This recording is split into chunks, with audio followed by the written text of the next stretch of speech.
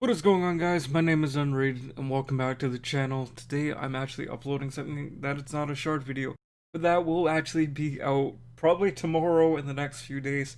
I will have a few of those, so don't worry, those aren't going away. But anyways, speaking of the 2x voids that are coming up tomorrow, I decided that I'm gonna do my list of 3 champions of rares, epics, and legendaries of voids that I feel like you should be on the lookout that would help you the most for progression from early to late game all the way through, and that should keep their value no matter what. I know there's quite a few champions out there that are good for one thing and then you never use them again.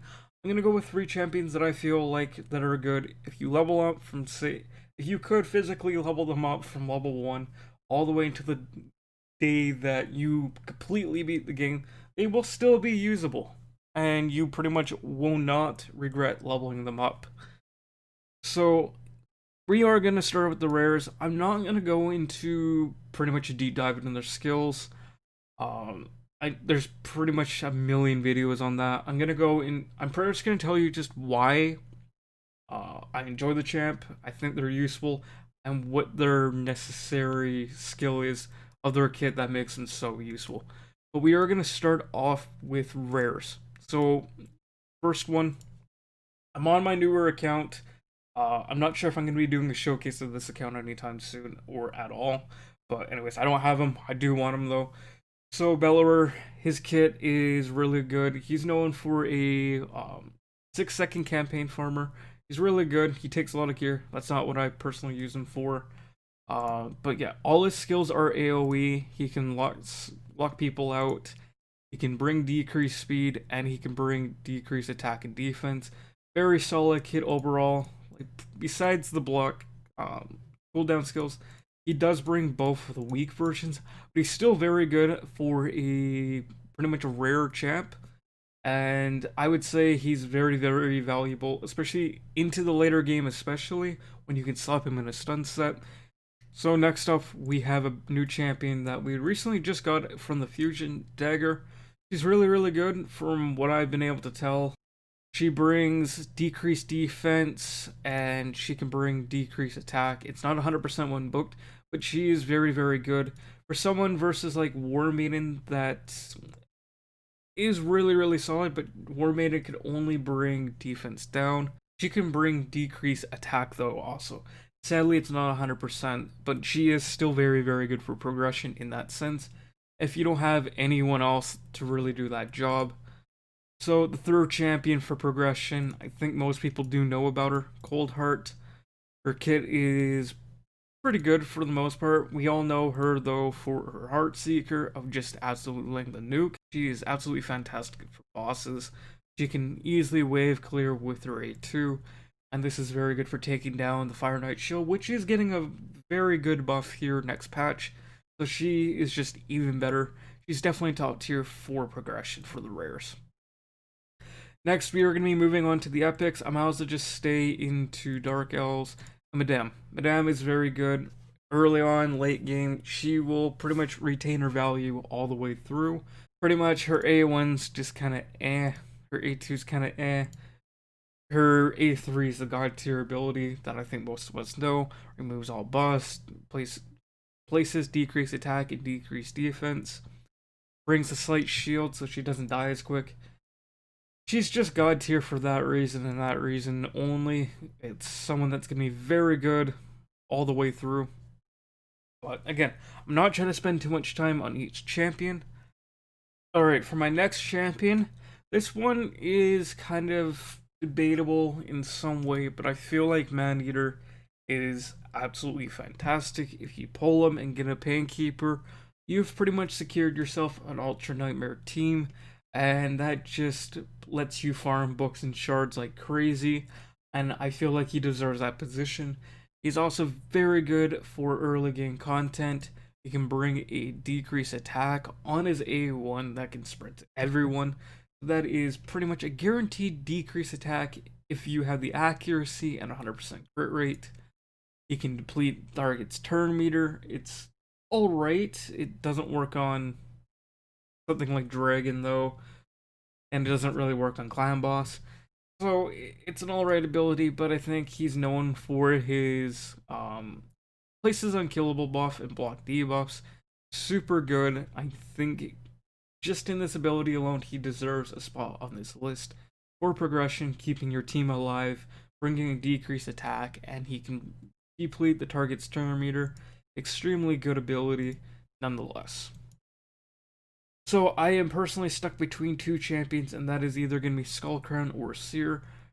Um, for early game, Skullcrown's really good because she can be your campaign farmer, and she's very good at it just due to the fact that she is void.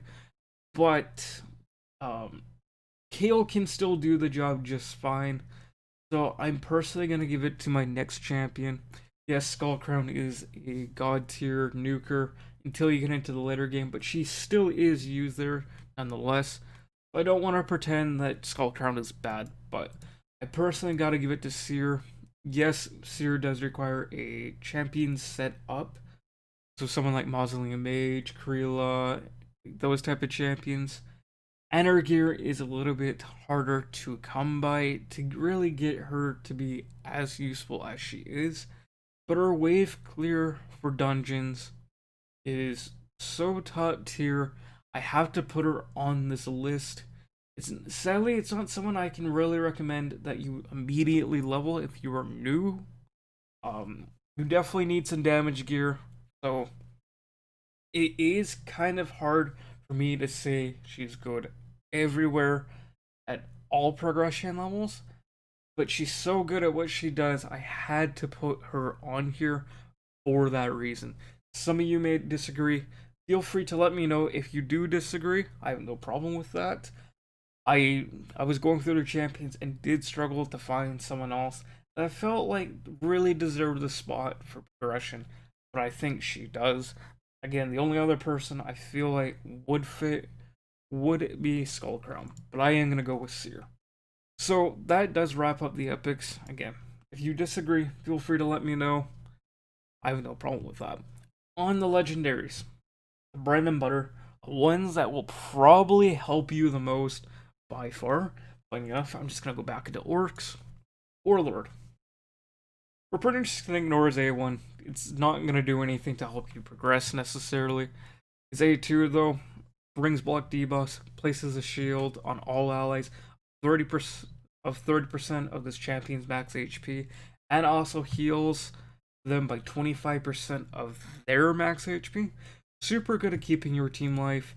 As an A3, pretty much locks out the enemy team of pretty much all their skills. If they're about to go and use a ability that was going to kill you, it resets it back and puts it on full cooldown like they used it. Absolutely insane. Extremely good for helping you clear content early on and getting through content. Next, I am going to have to go with Sifi. Sifi is very good. She got a nerf, if you want to call it that. Not much of a nerf in my opinion, but her A1 provides a sleep, doesn't need accuracy. It can heal people instead though, helps keep your team alive. Places a block debuff on all allies for 2 turns, fills the turn meters of your guys by 10%, places increased defense and increased speed for 2 turns. It's an insane skill, it's extremely strong, and I would highly recommend try getting her. I know it's hard, not easy, but if you pull her, you're gonna have a really good time of clearing content that you definitely couldn't clear before. He brings a revive, revives them at 55% of their HP and a full tier meter, so that means they pretty much go immediately. If that pretty much means that they're gonna be going not long after. Places an increase attack and crit rate on them. So if it's a nuking champion, which this will probably be used on that since they are kind of squishy, they're gonna pretty much be able to nuke even harder now. So absolutely great. Her passive heals people. It removes freezes and debuffs at the start of their turn. If you have Rotos with them, pretty much Rotos will never have a debuff on them at that point. Super strong, super good. But there is one champion I would personally say that is the king of progression for a new account, and that is going to be CRISS. CRISS kit, overall, absolutely insane. There's no weak point in this kit at all. It's super, super strong. If you pull him at any level, you've pretty much won the game. You're going to be able to clear pretty much all content. I wouldn't see how you couldn't clear content with him. He is just so strong. His A1 attacks all enemies, places a 30% decreased speed buff on all turns. That means they're going to go slower. That means they're going to attack less. Gives you more turns to pretty much wipe them out. Insane. His A2 attacks all enemies again, places an ally protection buff. Helps keep your allies alive if they're squishy. That means they can take a hit. Places 15% continuous heal buffs on this champion for 1 turn. So the damage that he ends up taking for protecting your team, that's going to be able to pretty much heal him back up. Increases the duration of all ally buffs by 1 turn. So if you have an increased defense up, he's going to have to extend it. That's going to help keep your team alive even longer. Absolutely insane ability. I really want to CRISS. His A3 places a provoke, places an increased defense, places an increased speed on all allies. So pretty much, he's going to provoke him. We'll see how well that works with his passive, but pretty much they're going to be attacking him. He's going to place an increased defense buff on himself only, and then he's going to place the increased speed buff on all allies except himself. It sounds weird, but it is insanely strong. Pretty much, he is the tank of tanks. That was passive. Makes him so good. At the start of each round, places a shield buff on all allies for 2 turns, equal to 50% of this champion's max HP. I think a shield set is 30%, and you need a 4-piece set. He does it to 50% on his own, in his passive. You use him, you have a shield set on you at all times at the start of every round. Has a 75% chance, 100% when booked, of placing an increased or a decreased defense and a decreased attack on the attacker. Pretty much with the provoke, they're going to come into him, and they're going to have a decreased defense and attack placed on them for 1 turn. So if they hit them, that gets put on. They're weaker the next turn if you don't kill them. Pretty much, they're gonna be just squishy. They're gonna hit like a noodle. It's just absolutely fantastic, and that's 100% chance when booked. It's insanely strong. Realistically, you would never have to bring in a decreased defense or attack if that was the case. So if you're missing someone, I don't know, a War Maiden, or a Stag Knight, or anything like that, he can do that job. Obviously, that's something you would probably want normally. But if you're a new account, like brand new, and this is the champion you pull, this 2x, you've won the jackpot. He's going to help you clear all the content. I don't think he has a single weak point in the game necessarily.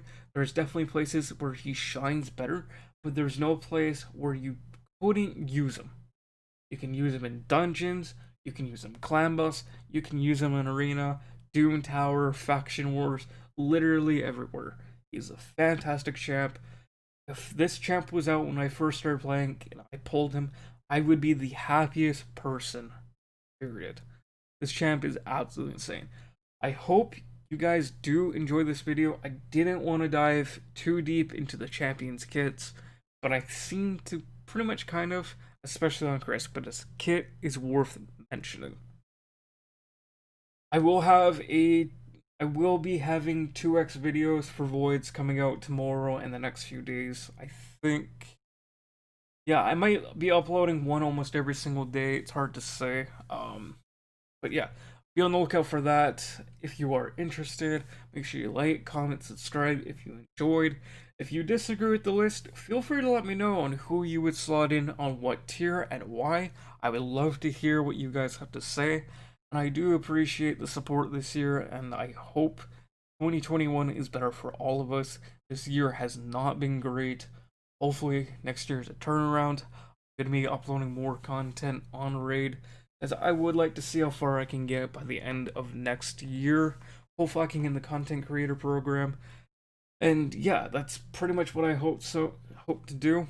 So help me, help you. Hopefully I can get those rewards in the content creator program. I can put out new champion guides. I haven't done one in a while.